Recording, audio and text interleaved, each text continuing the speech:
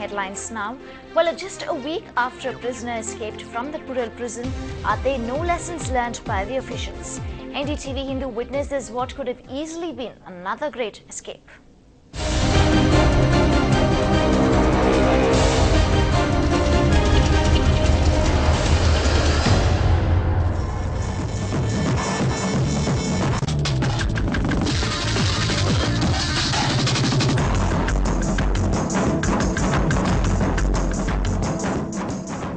Well, now that was a Vadivel act, but what we're actually going to play for you is no comical scene, but there are no differences pretty much. Now, this is the real scene of a constable from the Malappa police station taking a warrant accused who was handcuffed to the Saidapet magistrate court on his motorbike.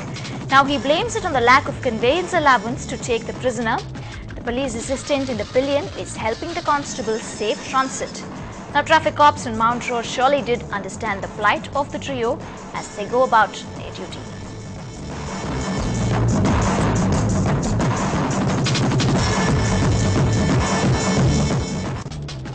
Now, it surely is hard to make that difference. Well, that's a culprit caught and almost let off. But here's the news where there was no catch at all.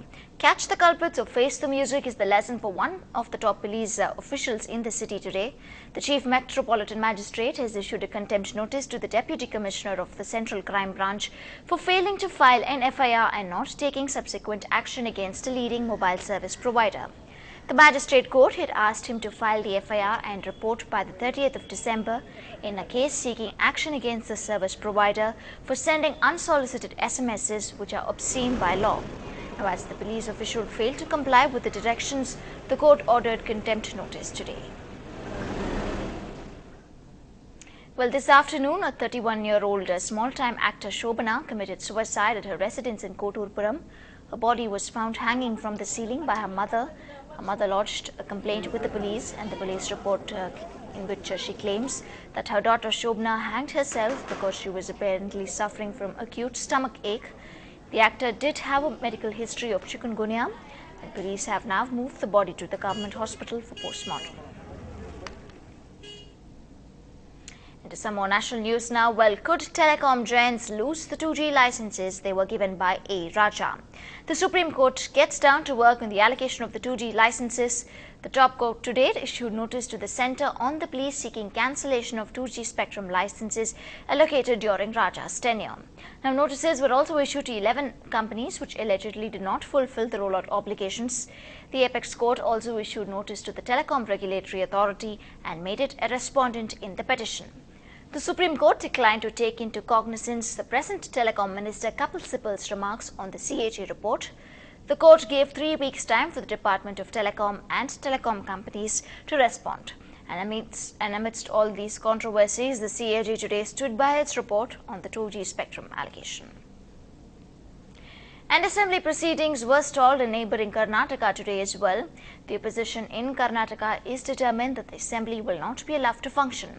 Opposition leader asked for the House to be adjourned and a shouting match followed, with Law Minister Suresh Kumar raising a point of order that an adjournment could not be allowed at that stage.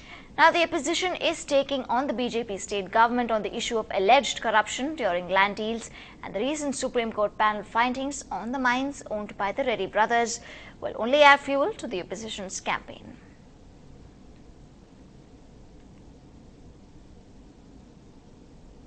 Well, traders in Lasalgaon at Nashik in Maharashtra have called off their strike and will resume their trade tomorrow. And now this after the government cracked down on onion hoarders and traders in India's largest onion market in Nashik had stopped trade. Now, traders in Lasalgaon were protesting the state government's directive that onions should not be sold beyond 40 rupees a kg. Now, onion prices meanwhile have dropped in the city.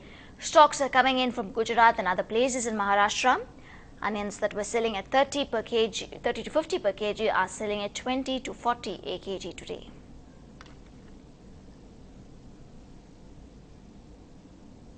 And the players draw big bucks at this IPL auction, from lakhpatis to crorepattis. We bring you the hot picks when we come back.